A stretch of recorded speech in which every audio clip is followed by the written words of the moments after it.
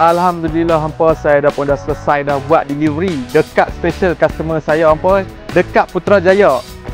Untuk pengetahuan hampa lah, sebenarnya customer ni tak tahu yang kita ni nak buat surprise.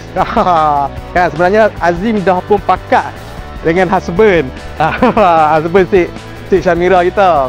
Untuk orang kata apa? Untuk nak buat surprise kan, akan memandang nak sambut kelahiran baby first mereka. Tanya macam mana feedback kan daripada awal berurusan dengan Azim sampailah ke dapat kereta impian mereka. So prinsipal kami berdua lah tengok dekat TikTok, search lah kereta yang kita orang nak beli, and then terjumpa page Azim.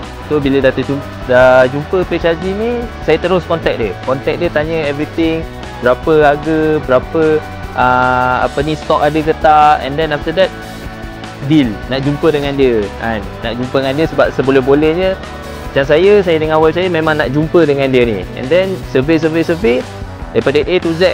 Mungkin orang kata ambil masa sebab kan urusan saya pun busy, wife saya pun kerja and everything, and then ambil masa lah dekat situ untuk dapatkan kereta ni. Tapi alhamdulillah lah everything berjalan dengan lancar lah. So saya pakat dengan Azim nak surprisekan wife saya dengan kereta dia ni, bagi dengan lori berlampu-lampu macam ni, everything ni lah.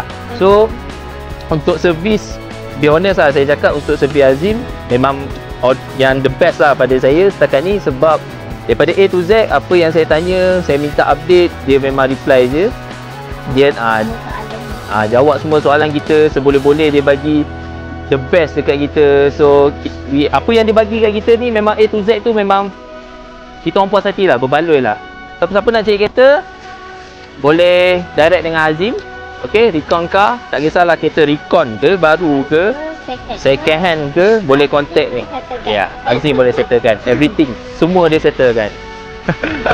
Okay.